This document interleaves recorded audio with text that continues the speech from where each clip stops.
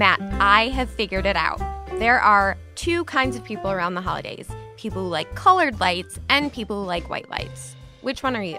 I guess I've never really thought about it. I grew up in a house that did colored lights, but now my parents have a tree that can change from color to white with the press of a button. It can even flash between the two every couple of seconds. Okay, slow down. What's going on here? Sorry, I just get really excited around the holidays. Hey, I've actually got a story I think you're really going to like. What if I told you that those twinkling lights could soon be powering your online Christmas shopping? Wait, really? I love it.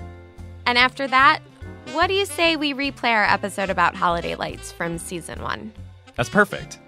All that coming up after the break. Stick around.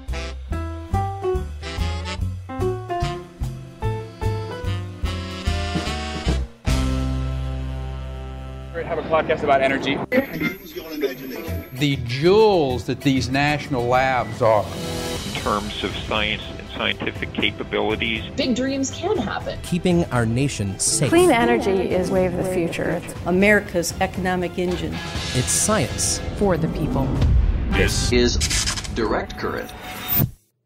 It's the holiday season. The days are getting colder, and we're starting to see festive lights twinkling pretty much everywhere you look.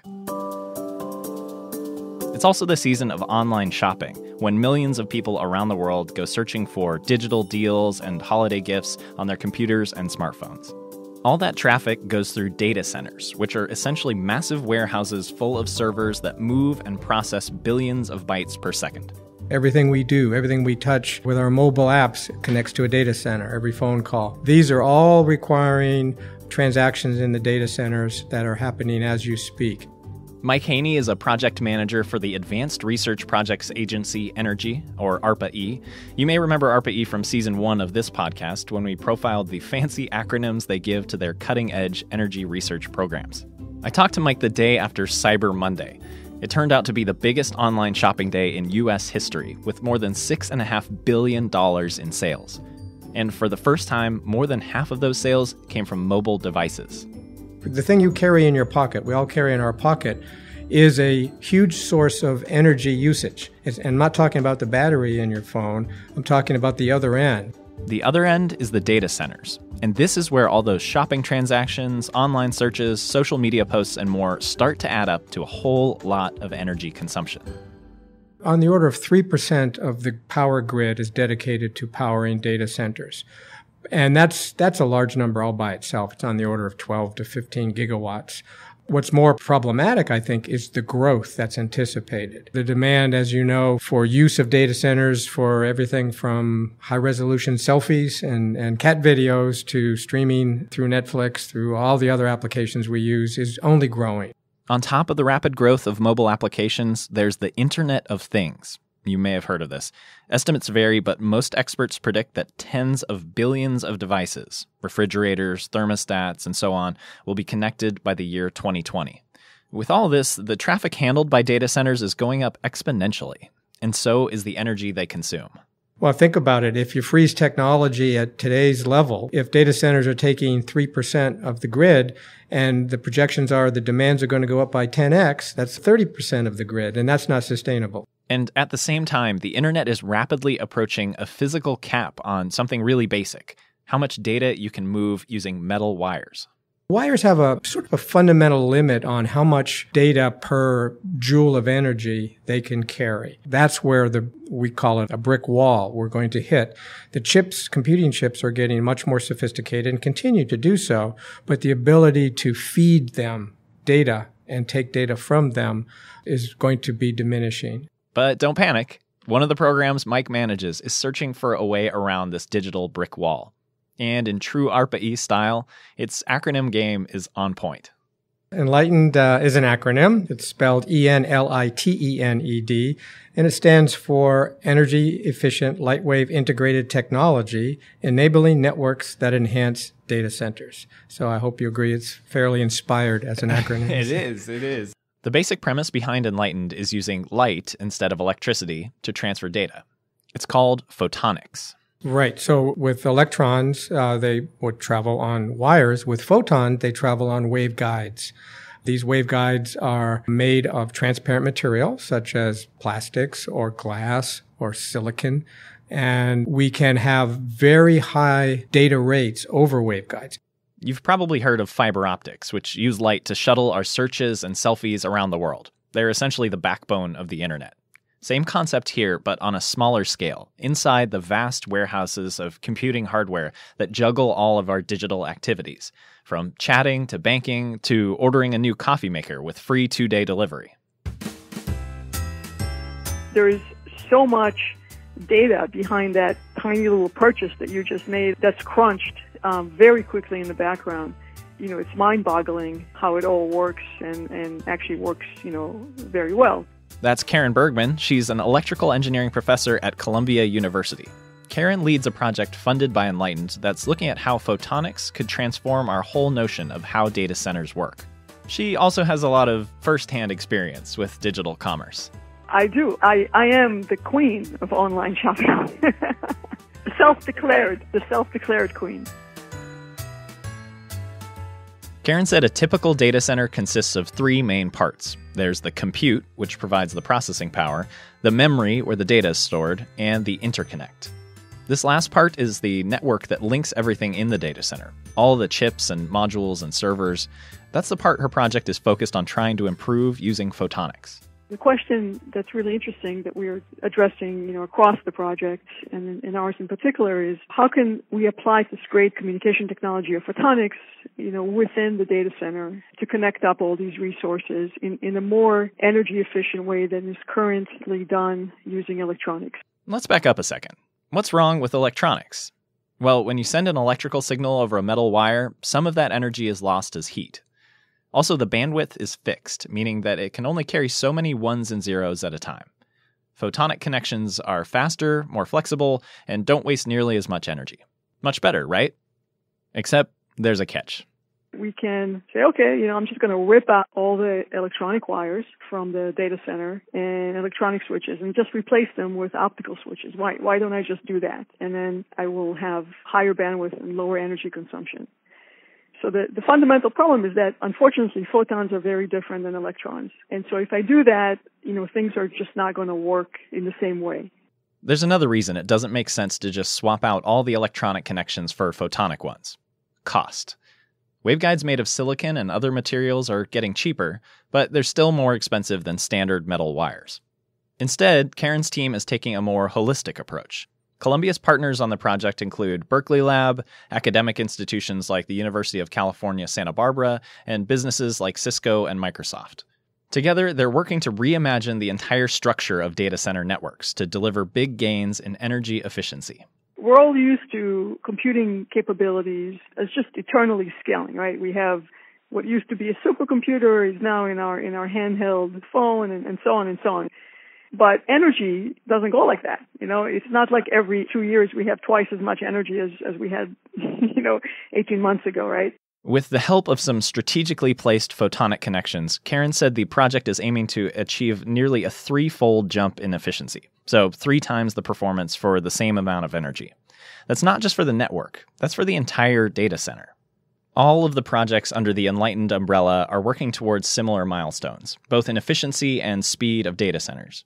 One goal is to slash the amount of energy needed to transfer 1 bit, that's the smallest unit of digital data, by a factor of 10, from 10 picojoules to 1 picojoule. In case you're wondering, no, a picojoule isn't a video game character. A joule is a fundamental unit of energy. One Google query takes about 1,000 joules, a kilojoule. And that's equivalent to operating a standard light bulb for about 10 seconds. Very rough numbers. A picojoule is 1 times 10 to the minus 12th. So divide by 1 with 12 zeros, and you get 1 picojoule per bit is the target.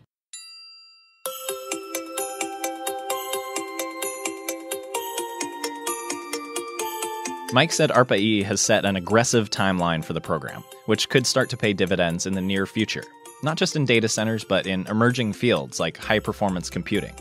And as a professor with a background in photonics, he's looking forward to getting his hands dirty.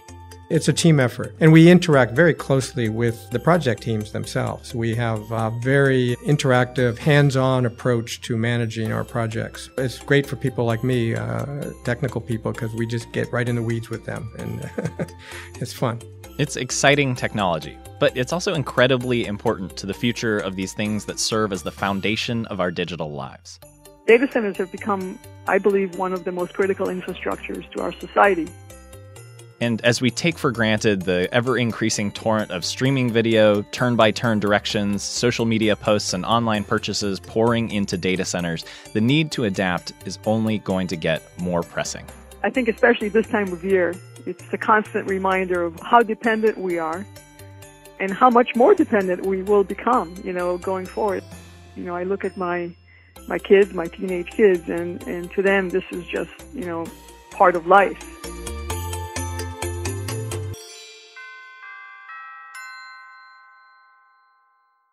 And now, let's reach into the Direct Current archive and listen to everyone's favorite energy-themed holiday poem. 'Twas a few weeks before Christmas. Hanukkah. Kwanzaa. Festivus. 'Twas a few weeks before the holidays. At Energy, Allison and Katie were decorating their tree. I strung up the lights, but hard as I tried, some of the strands would only light up on one side. I plugged and unplugged, I wiggled the wire, I twisted some bulbs and began to perspire. I was ready to quit, to throw out my elf hat. When along came Dan Wood, saying, "Let me help with that. I've studied these lights and I know all their quirks. Here, check out this string. I'll show you how it works. These lights can show us how electric current flows. When the circuits are working, the bulbs, how they glow." Ooh. Now there's a filament inside of each incandescent that heats up and makes the bulbs luminescent. Ah. When these lights are in a series, as these seem to be, a single burnt filament can darken the tree. 'Cause it breaks the circuit? Yes, that is quite right. Electricity is blocked, which means there's no light. But what about strands that are partially lit? Is there a problem within that circuit? The answer is yes, but there's more to be said. They're wired in parallel, so just some are dead. When multiple series are wired together, they create longer strands, but don't always work better. Wait, one filament breaks and the whole thing goes bust? There's gotta be a better way. Really, there must. There are. They're called shunts, a helpful invention. If a filament breaks, it preserves the connection. Then why aren't they working? Are these just defective? Possibly. Or from another perspective, if dead lights aren't replaced, the rest burn out faster. That's a surefire route to a holiday disaster. How do you know if the lights are all dead or if just one single bulb is darkening the thread? Well, first, you should make sure that each bulb is in tight. Give each one a twist and see if the strand lights. If nothing will light, a fuse might have blown, which you can replace all on your own. There's a miniature door at the end of the wire. The fuse nestled inside protects you from fire. Now slide the door open, and if it's all black, pop in a new one and then slide it back. So we looked at the fuses and tested each shunt, and also embarked on a loosened light hunt, but when we tried it again, some still didn't light. This is taking forever. We'll be here all night. Now don't worry, Katie. There's more tricks up my sleeve. You really should hang up some new LEDs. LED lights are stronger, they use less energy, and they also last longer on our homes and our trees. From out of his sleeve came a long string of lights. He plugged it right in, and the tree shined so bright. The lights, how they sparkled. The tree looked so merry. Dan winked, and he smiled like a sugar plum fairy. They heard him exclaim ere he walked out of sight, "Happy holidays to all, and to all working lights!"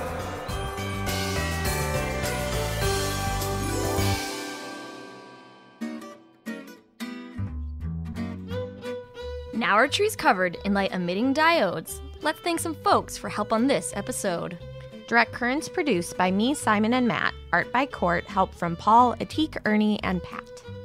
Thanks to Marissa and Team Public Affairs for all of their edits, critiques, and blank stares. A big thank you to Katie, my favorite guest host, and to Dan Wood for teaching us the most. Direct Current is from the Department of Energy, produced out of our office in Washington, D.C. Energy.gov/podcast is where you should go to get more information about this very show. Thanks for all your help, Katie. Anytime, Allison. Think it's time to take the Santa hat off now? No, this is never coming off. And we can't end the show without giving a hand to People's Squire, Mike Haney, and Karen Bergman. Thanks for listening.